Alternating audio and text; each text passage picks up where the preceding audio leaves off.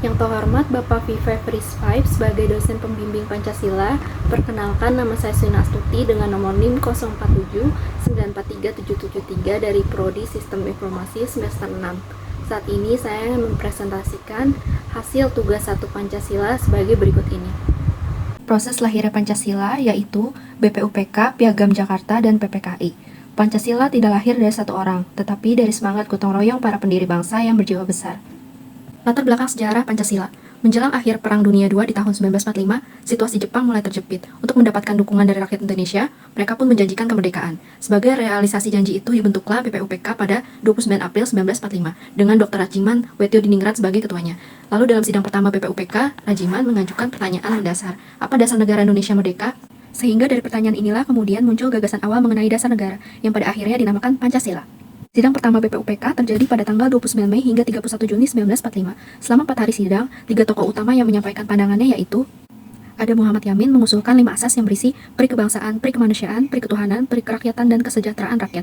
Lalu Supomo menawarkan konsep negara integralistik, menolak individualisme barat, menekankan kesatuan antara pemimpin dan rakyat.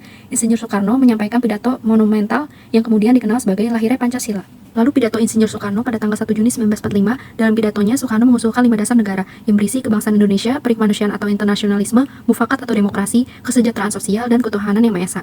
Namanya bukan Pancadharma, tetapi saya namakan Pancasila. Soekarno kemudian menyederhanakan gagasan itu menjadi Trisila, yang berisi sosionasionalisme, sosiodemokrasi, dan ketuhanan, dan akhirnya diubah menjadi Ekasila yaitu gotong royong. Gotong royong adalah jiwa bangsa Indonesia.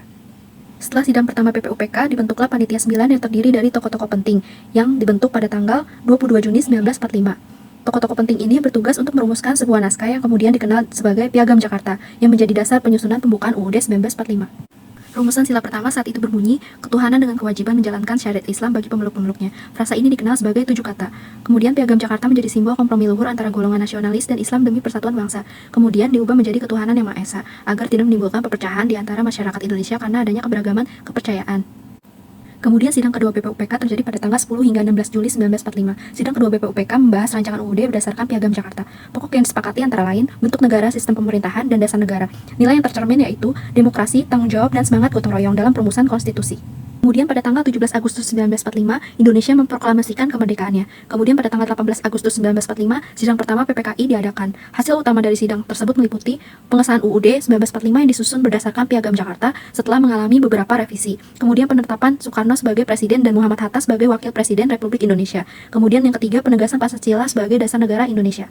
Adanya nilai dan semangat yang tercermin. BPUPK pada tanggal 1 Juni, kebangsaan, gotong royong, dan demokrasi. Kemudian Piagam Jakarta 22 Juni, ada musyawarah, kompromi, dan toleransi. Kemudian PPKI pada tanggal 18 Agustus, persatuan, keadilan, dan kebijaksanaan. Seluruh rangkaian proses ini menggambarkan semangat Bhinneka Tunggal Ika, yaitu meskipun terdapat perbedaan, semuanya tetap berorientasi pada satu tujuan bersama. Pembedaan bukanlah alasan untuk tetap pecah, melainkan menjadi sarana untuk mempererat tali persatuan.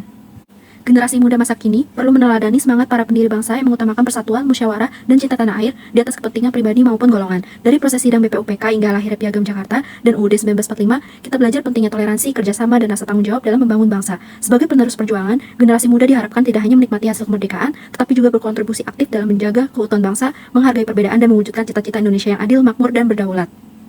Sekian dari saya, terima kasih.